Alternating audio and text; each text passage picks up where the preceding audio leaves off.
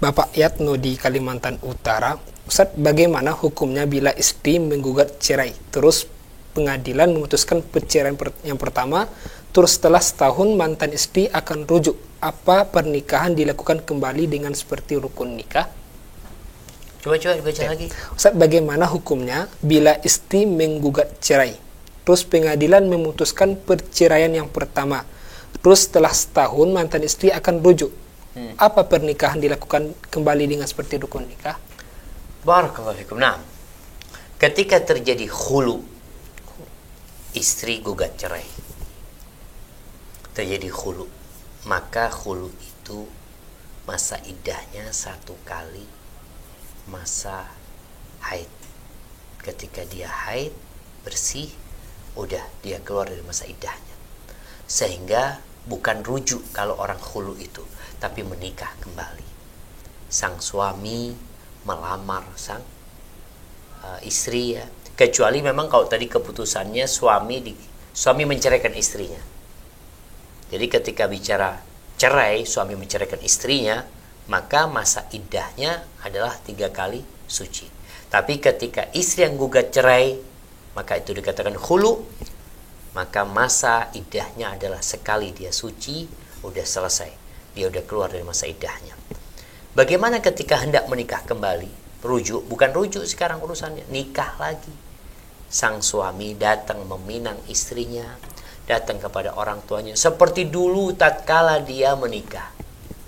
Ada mahar, ada wali, ada 2 saksi, terjadi akad nikah kembali. Dan subhanallah, Islam ini memberikan peluang orang itu untuk memperbaiki diri. Kenapa cerai itu yang boleh rujuk 2 kali?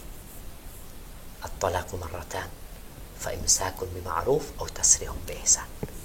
Talak itu 2 kali yang boleh rujuk, agar laki-laki tidak mempermainkan seorang perempuan, dan perempuan juga tidak mudah-mudah untuk buat cerai kepada suami. Hadza wallahu a'lam. Saya pernah dengar, karena kalau cerai ini katanya syaitan tuh bangga kalau terjadi perceraian antara suami dan istri. Benar, Nah, seneng banget sih. Seneng banget saya. Kenapa ya? Setan itu ketika berhasil membuat 2 orang berzina, membuat 2 orang minum khamr, membuat 2 orang bercerai, yang paling dibanggakan itu malah yang cerai. Bagaimana sih? Apa ya rahasianya? Jadi para ulama jelaskan, perceraian ini sangat dicintai oleh syaitan karena bisa berdampak ke dalam keburukan yang banyak. Kadangkala silaturahim putus, tambah lagi anak durhaka sama orang tua tidak didik anak, anaknya akhirnya jadi pezina, jadi peminum. Dampak dari perceraian, kalau tadi kan dia berzina, ya udah berzina, tapi ternyata dampak dari perceraian ini bisa membuat anak itu narkoba, ya. Kalau broken home nantinya anak itu jadi nggak benar, nanti punya anak lagi, anaknya nggak benar lagi. Jadi ada dampak negatif yang banyak sekali dalam perceraian. Tapi perceraian itu diperbolehkan karena ada kebutuhan dalam kehidupan ini. Sehingga Allah mengatakan, ya ayyuhan nabi, idza talaqtumun nisa fatalliquhunna li'iddatihinna wa ahsul iddah wattaqullaha rabbakum. Jadi cerai itu ada cerai bid'ah, ada cerai sunnah gitu.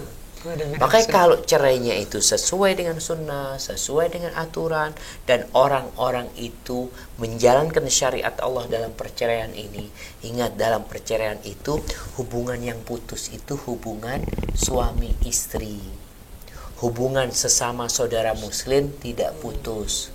Hubungan sama mertua nggak putus.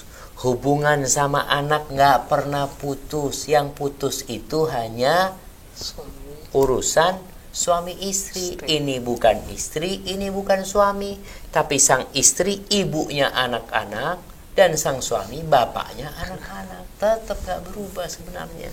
Cuma itu kadang-kala orang akhirnya lupa bahwa perceraian diperbolehkan, tapi dengan catatan.